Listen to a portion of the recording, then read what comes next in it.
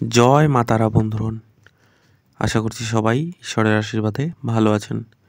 আজ আপনাদেরকে দেখাবো ভূত ও শত্রু বশীকরণের একটি খুবই খতরনাক তাবিজ প্রক্রিয়া।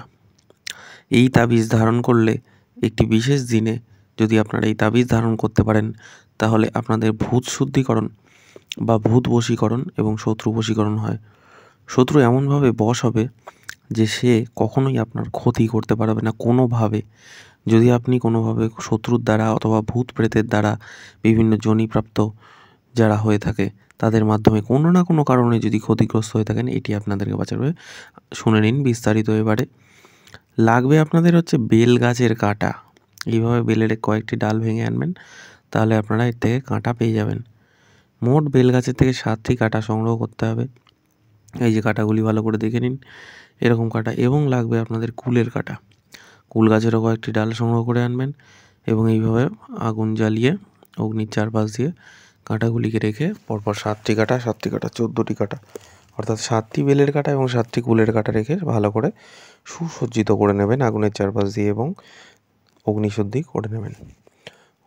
আগুনের দ্বারা শুদ্ধি হয়ে যাওয়ার পর একটি তাবিজ আপনাদেরকে সংগ্রহ করতে হবে এবং সেই তাবিজটিকে ভালোভাবে পরিষ্কার করে নিতে হবে, ভেতরে যাতে কোনো রকম ময়লা না থাকে।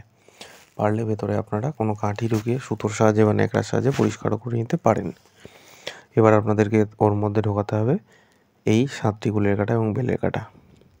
তো তার আগে যেভাবে এভাবে ঘুরিয়ে নিলেন, এভাবে আপনারাও ঘুরিয়ে নেবেন। তো এর মধ্যে এবার এক এক করে ঢোকাবেন এইভাবে 7টি, যেহেতু এখানে সাজানো আছে। এরকমভাবে একটি একটি করে শত্রুর নাম করে, বা আপনার যদি নির্দিষ্ট কোনো শত্রু থাকে তবেই শত্রুর নাম করবেন, না হলে সেই জায়গাতে আপনারা শত্রুর নাম করবেন না।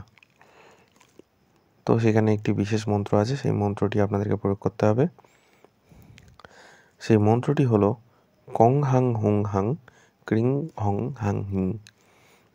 মন্ত্রটি আরেকবার বলে দিচ্ছি, কং হাং হুং হাং কিং হুং হাং হিং। এই মন্ত্রটি আপনাদেরকে বলতে হবে এবং এর মধ্যে একটি করে মন্ত্র বলার পর একটি করে কাঁটা ঢোকাতে হবে। এইভাবে 7টি কাঁটা, 7টি টোটাল 14 বার আপনাদেরকে এই মন্ত্রটি পাঠ করতে হবে এবং তাবিজের মধ্যে দিতে হবে। দেওয়ার পরে এইভাবে বেলপাতা দিয়ে আপনাদেরকে এই তাবিজটিকে রেখে, তাবিজ থেকে আমি এখন কাঁটাগুলি বের করে দিলাম, কারণ আমি এখন এটি বানাবো না, এটি প্রস্তুত হবে অন্য একজনের জন্য।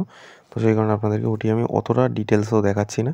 যদি আপনাদের জানার বা আপনাদের করার প্রয়োজন থাকে তাহলে আপনারা ফোন করে নিতে পারেন আমাকে, আমি আপনাদেরকে এতে হেল্প করব।